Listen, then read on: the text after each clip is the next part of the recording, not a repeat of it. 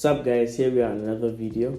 In this video we are going to be reviewing an Apple iPad 6th generation. It's been a while since I got this iPad and this is my first iPad, so I want to share the experience with you so that you can know more about this device and decide if you are going for this or a newer version. So let's dive into it. First things first, device name iPad 6, and for the size it's 9.7 inches. The design is looking okay. Design is very simple, nothing fancy. It have an aluminum back and a glass front. It have two cameras. The back camera is 8 megapixels while the selfie camera is 1.2 megapixels. And both of the cameras are clear, even though we will do a camera test. But let's discuss the most important things first. This have 2GB RAM. For the storage, this comes in two options. It's a 2GB and 128. So this one is the 128 and 2GB RAM. And also it does come in two models, the cellular model or the Wi-Fi model. So this one is the Wi-Fi model. The iPad 6 was launched back then in 2018 and I'm now using this one in 2023. For the display, this have an amazing display. It's very decent. It's having an IPS LCD display. It's very clear and bright. Even though on the other side, the Retina display is better. You can get the Retina display on iPad 5th generation, maybe 4th generation too. But for this one is the IPS LCD display.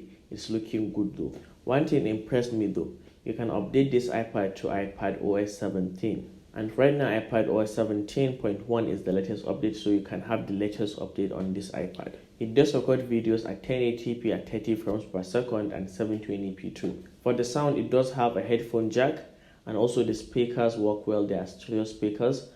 And for me personally, I don't really like the speakers in this. They are just manageable, but to me it's not loud enough. But the speakers are good. For the charging, normal lightning cable, USB 2.0. For the security, it does have fingerprint, no Face ID. I'm not really surprised about that. It's an old version, so somehow old. Most importantly, battery life. This have an amazing battery life. Sometimes I used to go 3 to 4 days without charging this, even though I don't use it like 5 hours a day, but this really working well. I use it daily and I used to go 3 to 4 days without charging this. So the battery life is amazing. But the thing here is this doesn't have a very fast charging, even though my charger here is very fast. But this takes 2 hours or maybe 1 hour 40 minutes to get fully charged. I don't know if somebody here have an iPad. So this is my first iPad. I don't know how long it does take to get an iPad fully charged. But this is somehow taking long because I'm used to plugging my phone to get it fully charged maybe in an hour or 15 minutes. So to me, this is somehow taking long. Yeah. It does come in different colors: silver, gold, space gray. So you have 3 options to choose from. So for the performance, personally, I would say this have a very good performance.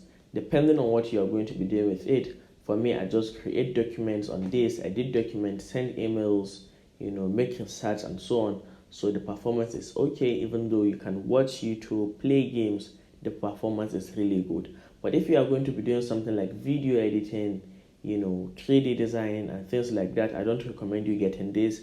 I think it's better you get a newer iPad Pro version model that will do the task. But for normal tasks like sending out emails, doing research, creating documents, editing and things like that, this will handle it well. The performance is really good depending on what you are going to be using it for. So in my own case now, the performance is amazing. Because for me, if you have a MacBook, I don't see the use of getting maybe an iPad Pro 2022 or 2023. I think it's better you stick with iPad 6th generation or maybe iPad Air 4, something like that. Just something that will do the tasks since you have a computer. But if you're rich enough, you can get everything. So that's just it. For the size is okay. Sometimes I do carry this without carrying a backpack. I just hold this and the size is okay. I don't really like something very big. That's the whole essence of getting a MacBook Air, which is 13 inches. I just like something light, something you can carry around.